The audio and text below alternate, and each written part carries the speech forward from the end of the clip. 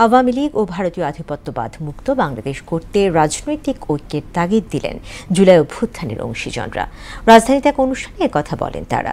এ সময় দেশের গণমাধ্যম এখনও রাজনীতি ও গোয়েন্দা সংস্থার প্রভাবমুক্ত হয়নি বলে অভিযোগ করেন তারা। রেজা খানের রিপোর্ট।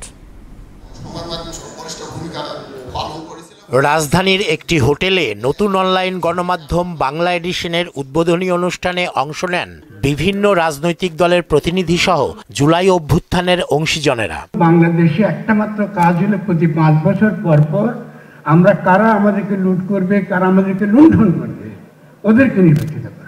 যুক্তরাষ্ট্র, ফ্রান্স ও লন্ডন থেকে অনলাইনে যুক্ত হন প্রবাসী সাংবাদিক ও অনলাইন অ্যাক্টিভিস্ট ইলিয়াস হোসাইন, কনক সারোয়ার, পিনাকি ভট্টাচার্য ও জুলকারনাইন শায়ের। 1 বছর আগের সবার যে ঐক্য, সবাই ঐক্যবদ্ধ হয়েছিলেন বাংলাদেশকে রক্ষায়, তার থেকে আমরা বিচ্যুত হচ্ছি। সুযোগ নেওয়ার জন্য বসে আছে বিতাড়িত হাসিনার সৈনিকেরা। বাংলাদেশে আমরা কখনো আওয়ামী বাকশালিকের রাজনীতি করতে দেব না।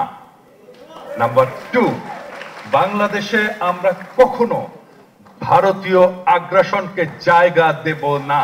এতে মজলুমের পক্ষে ও জালিমের বিরুদ্ধে ঐক্যবদ্ধ থাকার তাগিদ দেন শহীদ পরিবারের সদস্য ও সরকারের প্রতিনিধিরা। 71-এর অসমাপ্ত কাহিনী 24 সমাপ্ত করবে।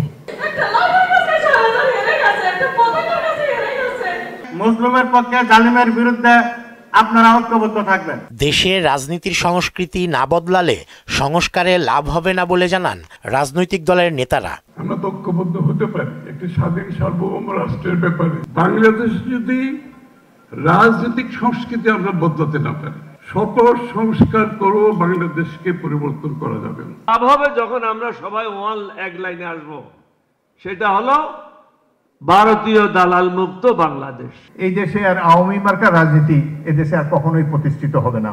বাংলাদেশকে একটি গণতান্ত্রিক এবং উন্নত রাষ্ট্র হিসেবে, এই দক্ষিণ পূর্ব এশিয়ার সবচাইতে শক্তিশালী রাষ্ট্র হিসেবে একদিন গড়ে তুলব।